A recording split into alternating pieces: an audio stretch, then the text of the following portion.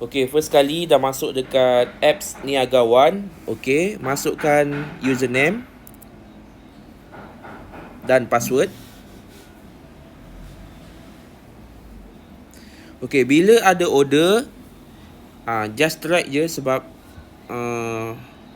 memudahkan kita dari segi documentation yang berhad. Pergi saja di bahagian sales invoice ni, klik tambah. Kemudian bila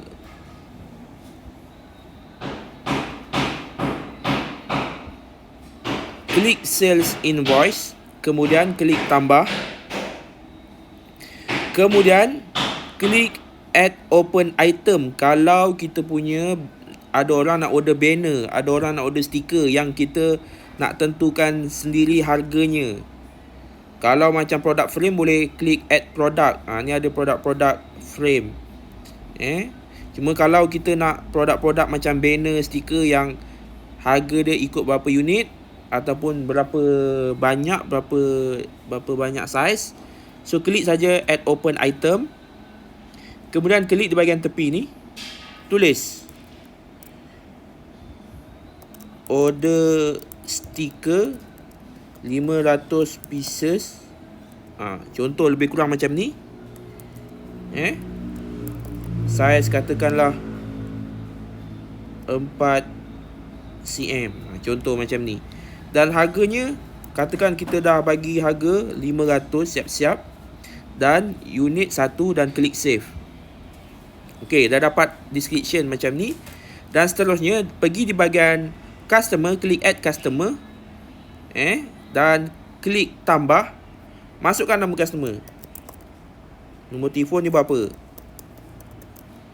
Email dia apa? Kalau tak ada email pun tak apa rasanya, boleh tinggalkan. Company, kalau dia order melalui company.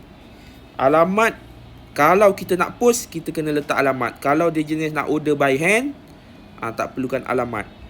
Reference, letak siapa yang sale. Contoh Amy. Remark ni contoh deposit RM200. Contoh macam tu. Okay.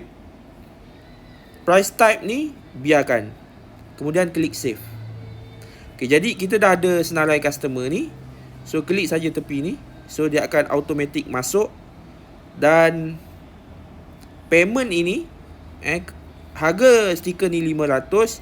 Katakan payment dia baru bayar 300. Jadi dia bayar by apa? Menggunakan bank ataupun menggunakan cash ataupun deposit. Nanti saya tambah. Bank ni bank, cash ataupun deposit 70%. Kemudian remark kalau ada information lain ke. Contoh nak urgent ke, nak cepat ke. Kalau melibatkan postage boleh tambah add delivery fee. Tambah 10. Kalau ada diskaun, tambah diskaun. Kemudian delivery info ni, andai kata kita nak post, jadi kita kena masukkanlah alamat dia. Tapi kalau tak ada, tak perlu. Okey. Kemudian klik save. So dah jadi unpaid. Ni status unpaid. Jadi dari segi ini boleh sama ada nak print, dia akan keluar macam ni. Jadi kita pun selamatlah. Company Sdn Bhd dah ada dokumen. Okey, selama ni tak ada dokumen, kita adakan dokumen. Lepas tu, andai kata kita nak WhatsApp, nak hantar link ni senang. Klik je WhatsApp ataupun kita copy je link. Copy link ni, bagi je dekat group submit order. Kat group WhatsApp submit order. Dan seterusnya, andai kata nak pilih delivery order ni, andai kata kita dah hantar dekat customer, klik saja delivered. Kalau ada tracking lah. Kemudian mark as delivered. Macam tu. Okay, kalau belum lagi, not deliver lagi, klik lagi not delivered. Okay, not deliver. Okay. Jadi itu saja yang paling penting, documentation, sebab dokumen agak berterabur, jadi kita kena tambah baik part documentation. Okay, dari segi unpaid dan paid ni, ni nanti tim AD nanti akan check sama ada dia buat tak deposit ke berapa ke. So dekat bahagian sini lah dia dah tambah ke 200 ke 200 dah deposit, dah bayar 200, balance lagi 310 ke. Tu nanti boleh dibincangkan. So adalah bahagian bawah ni baru bayar berapa So dokumennya semua ada. Jelas So saya akan ulang semula. Yang pertama sekali, klik di bahagian sales invoice, klik di bahagian tambah. Kalau ada orang order banner, stiker dan lain-lain yang job tu kita dah kira siap, klik saja add open item dan klik di bahagian tepi ni, masukkan stiker makanan ataupun stiker kerepek 300 pieces, size 5 cm contoh.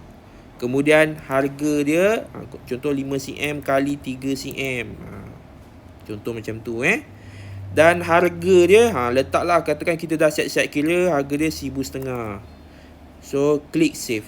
Sudah siap keluar macam ni. Kemudian biasa kalau order stiker ni orang walk in, jadi tak ada delivery fee.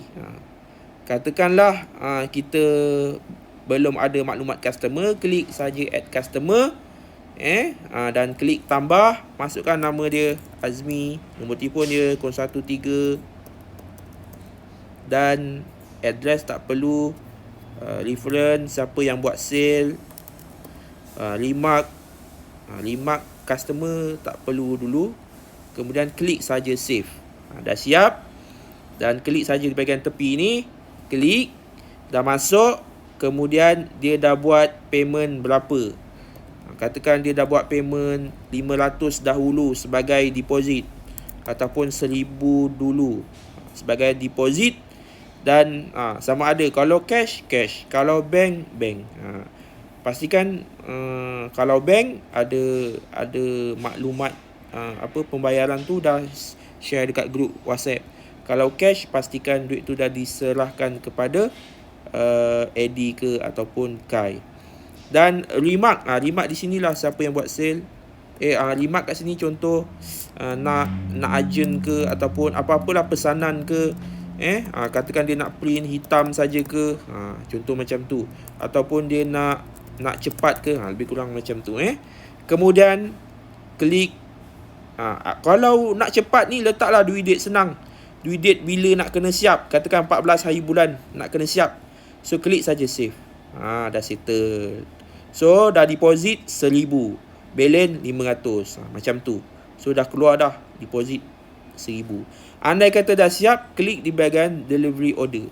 Tapi jangan lupa dah siap-siap buat ni, dah settle, klik copy link untuk send ke group order. Jadi boleh buat follow up sebab segala ni dah documented. Andai kata kita nak bagi invoice ataupun kita wajib sebenarnya bagi resit dekat customer sebagai bukti. So klik saja print di bahagian ini, dan kita pun wajib untuk simpan untuk kita hantar cukai.